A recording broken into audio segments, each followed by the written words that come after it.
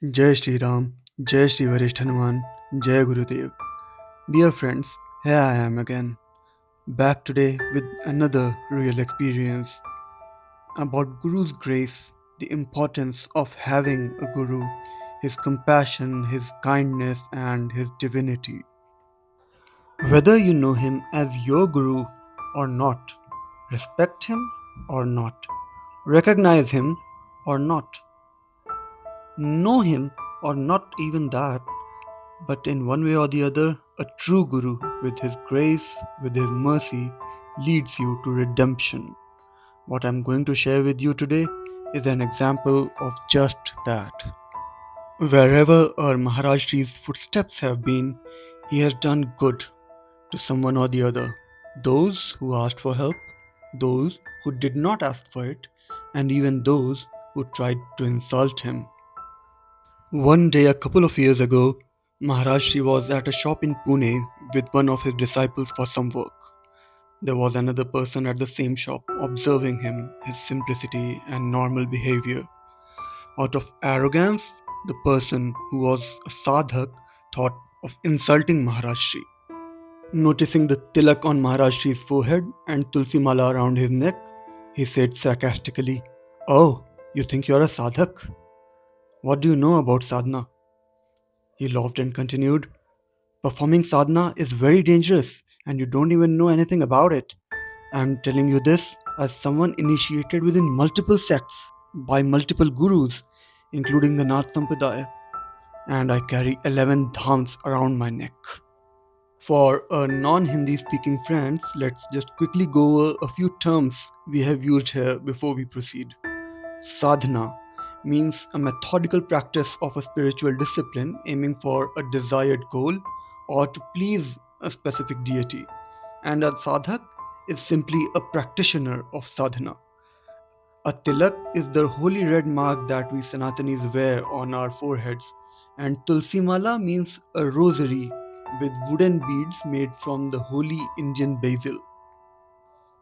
Coming back to the events of that day, Maharashi said nothing to the provocateur in response.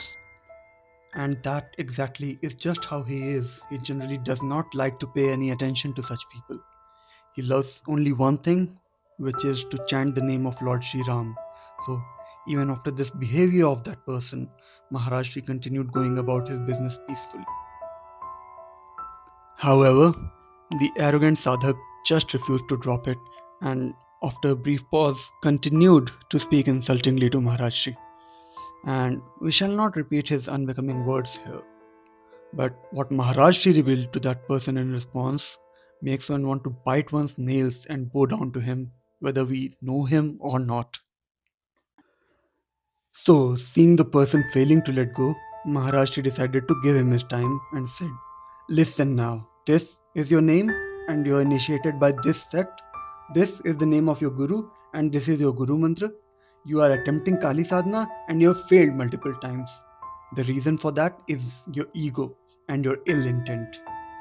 Before the person could say anything in response at this point, Maharashi decided to deliver that arrogant, egoistic person from his constant failures. Maharashi further said to him, "The way you're going about your sadhana has some flaws."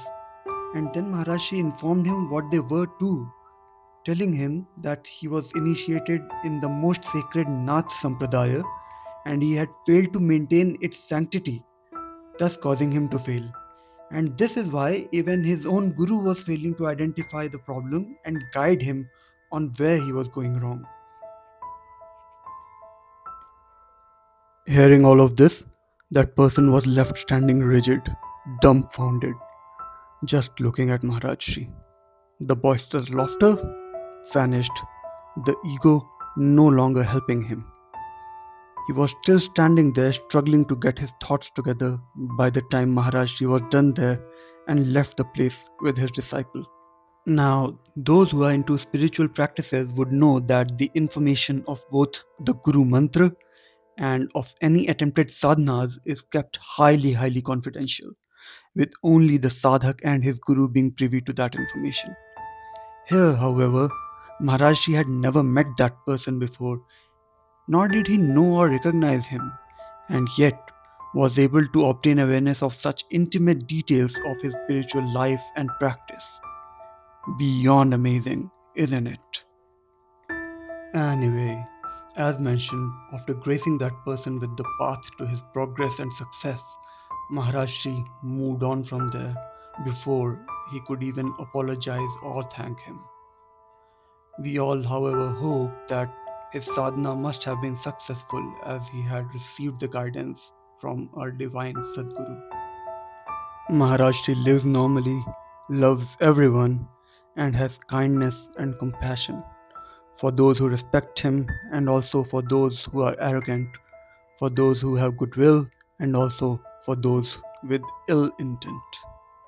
This is the difference between a normal person and a true guru. Our Maharaj Shri is someone who gave his grace, his guidance, even to an arrogant man who insulted him. He taught us disciples once again to always show restraint in conducting ourselves. Despite being so capable, instead of getting distracted by the insult, he helped the person in such a meaningful way that his own guru was not able to. Maharaj Shri remains silent in front of both the wise and the foolish. He says that there is no use trying to teach when with the fool, and our knowledge increases by listening, not speaking, when with the wise. And when someone starts believing that he knows everything, do understand that his downfall is certain and not far. For those of us who, by his grace, can today call ourselves his disciples, this is great fortune. To follow the guidance of such a guru and to receive his blessings, we all must and do feel proud and just so grateful for our luck. Dear friends, join me and once again let's together thank and bow down to our gurus, and there are countless such real experiences, some of which I'll continue bringing back to you here. Till then, let's remain immersed in the devotion to Ramji and Hanumanji, perform our worldly duties to perfection as duties to the Almighty, and be free from superstition and awe-mongering. May Varishth Hanumanji bless us all. Jai Shri Ram, Jai Shri Varishth Hanuman, Jai Gurudev.